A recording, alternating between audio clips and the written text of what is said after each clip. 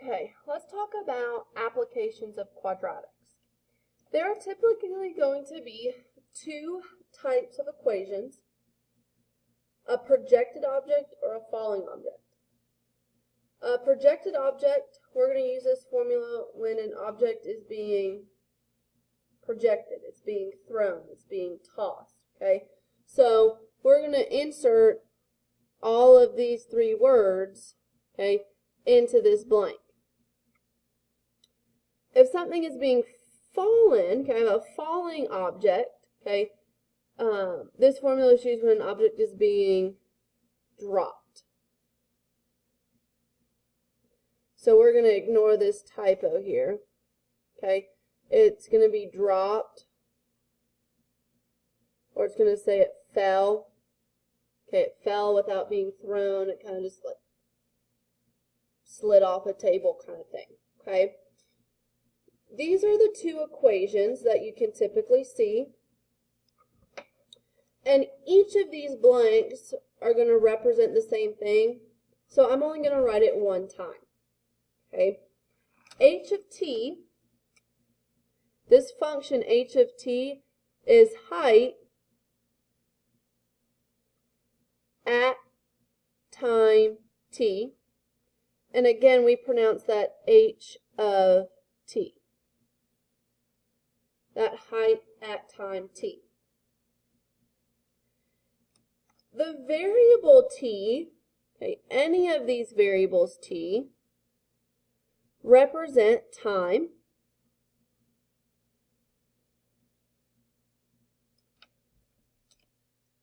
VO, okay, or V subscript O, is unique to the projected formula. This is velocity, okay, velocity or speed.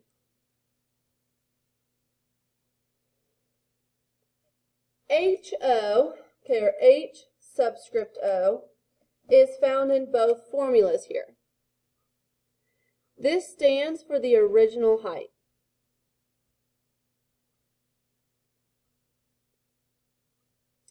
And when I'm talking about a fallen object, this original height is also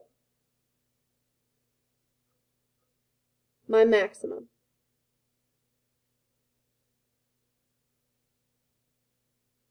Just when I'm talking about the falling object, okay, the falling object equation, my original height is also my maximum. There are two pathways or two types of questions that you could be asked when you see these applications. But today, we are going to focus on how long it takes for something to reach the ground. The first thing we're going to do is we're going to set our problem equal to 0. And when we solve, we're going to solve using the quadratic formula.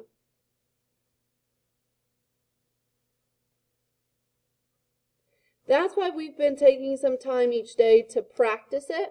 This is the use for it, one specific use for it. Okay? So let's flip this on over to the back and try some of these problems.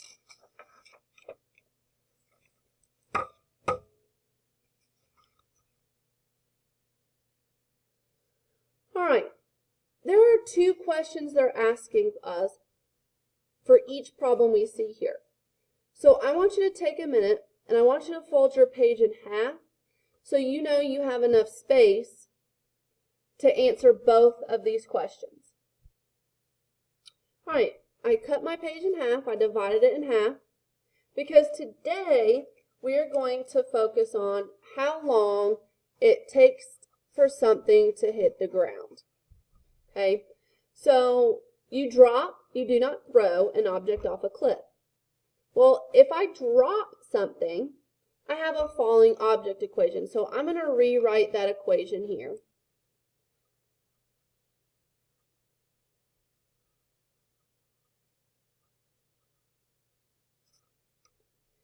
Well, the only piece of information that I do know is that it's 520 feet high. So let's substitute that for our original height.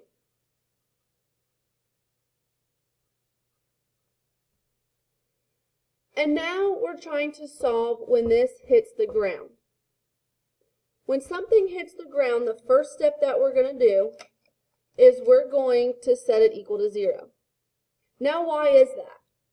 We said h of t represents the height at a specific time. Well, if my object hits the ground, how high should my object be? 0. Should be flush with that ground.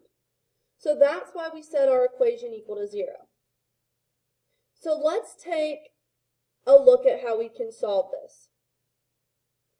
If we solve it using the quadratic formula, we're going to have to make an edit.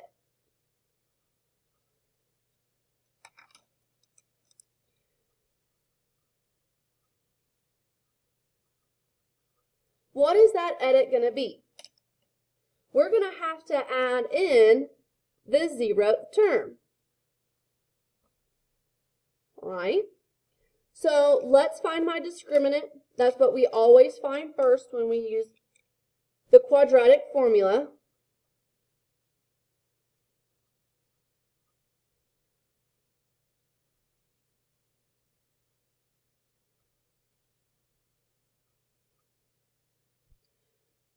When you plug in your discriminant, you should find this answer, and since it's positive, we're going to have two solutions. So let's substitute this into our quadratic formula. I need the opposite of b plus and minus my square root, b squared minus 4ac, so we're going to put 3, 3, 2, 8, 0, and that is all over 2a. So let's make this a little bit easier on ourselves. Let's plug this into our calculator. I'm going to open up my top parentheses, and I'm going to do the square root of 33280, and I'm going to divide that by a negative 32, 2 times a negative a. Why can this not be my answer? Did you say it's because time cannot be negative? You'd be exactly correct. So let's try another option. I'm going to insert a negative here. And there it is. There's my time. I can have a positive time. So it takes 5.7 seconds for my object to hit the ground. All right, let's address problem number 2. You throw a ping pong ball from a height of 40 feet at a speed of 24 feet per second. Well, we're throwing it, so that's our projected motion equation. So we're going to use this formula, h of t equals 16t squared plus vt plus h. Okay, we're missing some key information here. The first key information that I'm missing is HO. That's 40 feet. The second piece, my speed, okay, the velocity when this is running, is right here, 24 feet per second. So that's what's going to become 24t. And I can leave the rest of my equation just the same. But since we're trying to figure out when this thing hits the ground, I'm going to set it equal to 0. I now have 3 terms, a full quadratic equation. So I'm going to use the quadratic formula to solve how long it takes this thing to hit the ground. So let's use our discriminant, b squared minus 4ac. So this is going to be a 24 squared minus 4 times a negative 16 times 40.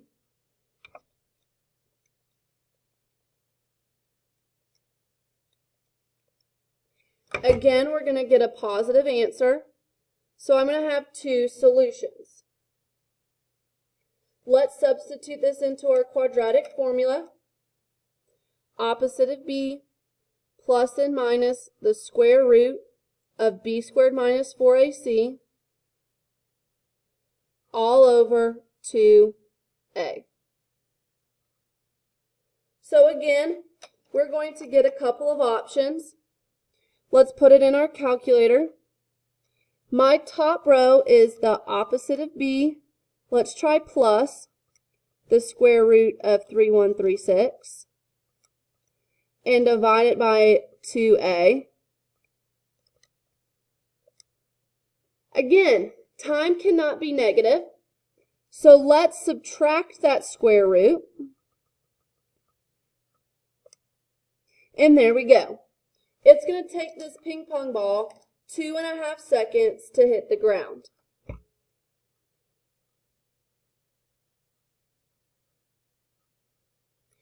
I now want you to pause the video and try 3 and 4 on your own.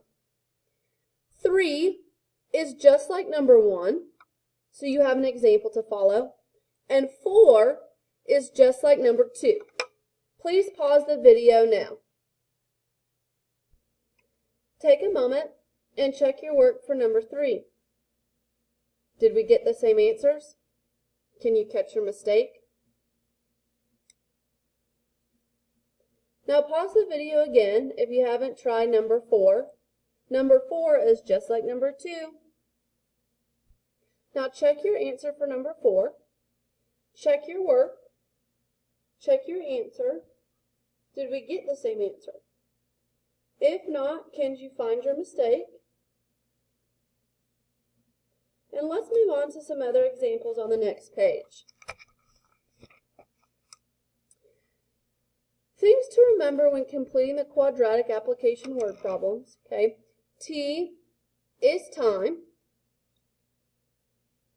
or we could say, I guess, T is seconds, and it represents time, or vice versa.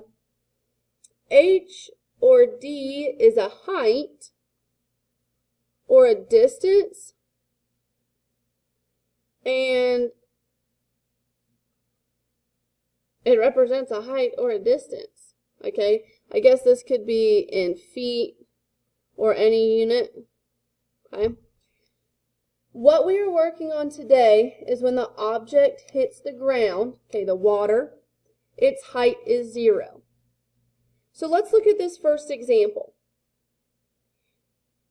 We're given this story. A ball is tossed into the air from ground level and it reaches a height of h feet given this equation. Notice that this equation is not in standard form, so let's go ahead and fix it. Let's say h equals a negative 16t squared plus 144t. We can actually solve problem A because it was asking what is the height of the ball after 3 seconds. Let's take a moment and substitute in a 3 and for t. Did you find the answer to be 288 feet? Now we will skip option B, or question B, because we haven't talked about the maximum yet. We just want to focus on when something hits the ground. So go ahead and take a moment. You already have the equation needed.